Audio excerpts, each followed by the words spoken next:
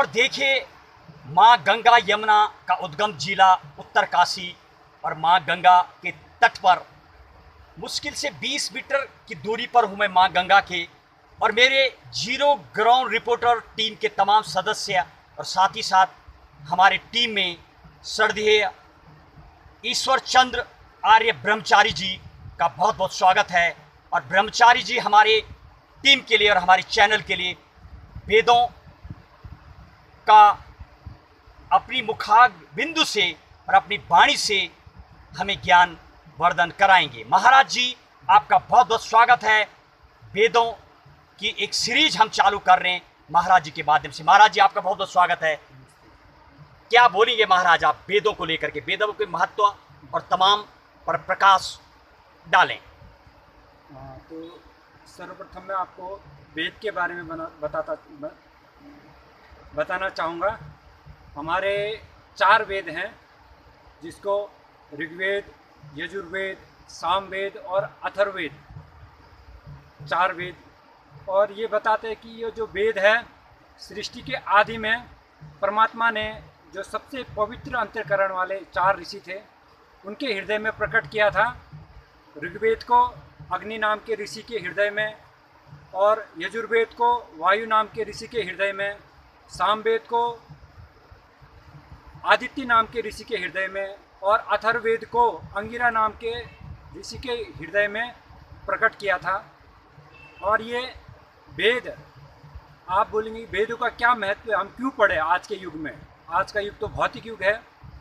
तो मैं थोड़ा सा विस्तार संक्षेप में आपको बताऊंगा कि ऋग्वेद है, उसके ज्ञान कांड के नाम से जाना जाता है। और जो सामवेद है, उसको उपासना कांड के रूप में जाना जाता है। यजुर्वेद को कर्म कांड के रूप में, और जो अथर्ववेद है उसको विज्ञान कांड के रूप में जाना जाता है। कोई लोग भ्रम में ना रहे कि जो आज भौतिक विज्ञान निकला है वो कहीं और से निकला है। उसका मूल स्रोत वेद है। और वेद क्यों पढ़े, जैसे कि भौतिक जगत में सूर्य के बिना अंधकार ही अंधकार छा जाता है, वैसी अध्यात्म के जगत में, अपने आंतरिक जगत में अगर हम वेदों का ज्ञान नहीं ले तो हमारा जीवन भी अंधकार से डूब जाता है। और अंधकार में ही आदमी सारे पाप करता है। गीता, जैसे कि गीता में भी कहा है, ज्ञानात लब्ध्वा पराम शांति, ज्ञान के बाद ही शांति प्राप्त होता है। और बिना ज्ञान के आदमी जीवन में भटकता है। और वेदों में हमारे जीवन से जुड़ा हुआ, जो हमारे बचपन से लेकर और मृत्यु पर्यंत जो भी आवश्यक चीज़ है वो चीज़ तो बताई है। बाकी जो आयुर्वेद है, शस्त्र विद्या है, शास्त्र विद्या है, विज्ञान है, और भी कई तरह के जो विद्या है वेदों में वो बताया गया। कुल मिला के वेद ज्ञान का भंडार है। और इसके बारे में विस्तार से फिर कभी आपके सामने बताएंगे।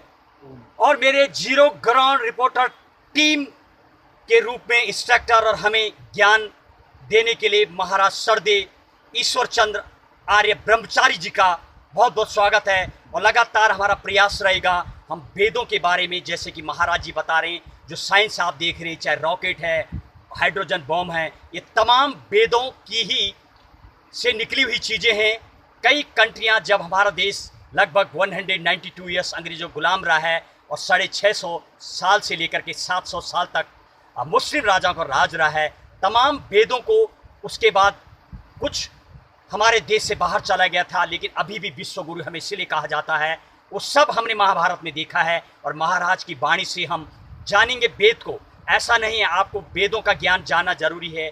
आप जब कंपटीशन एग्ज़ाम देते हैं, चाहे वनडे एग्ज़ाम है या CSC का एग्ज़ाम है, कोई भी कंपटीशन, तो वहाँ भी सब वेदों के बारे में when you appearing for interviews and the lot of questions can be from the Ved and all these, so you should have the up to the knowledge। और हमारा प्रयास रहेगा, स्वामी जी का प्रयास रहेगा, लगातार हमें आपको वेद का अपने इस चैनल के माध्यम से पूरी डिटेल देंगे। और वेदों की एक सीरीज़ हम चालू कर रहे हैं ताकि हमारी युवा पीढ़ी उनके महत्व को जान सके। श्रद्धेय स्वामी जी ईश्वर चंद्र आर्य जी ब्रह्मचारी का बहुत बहुत स्वागत है मेरी टीम में।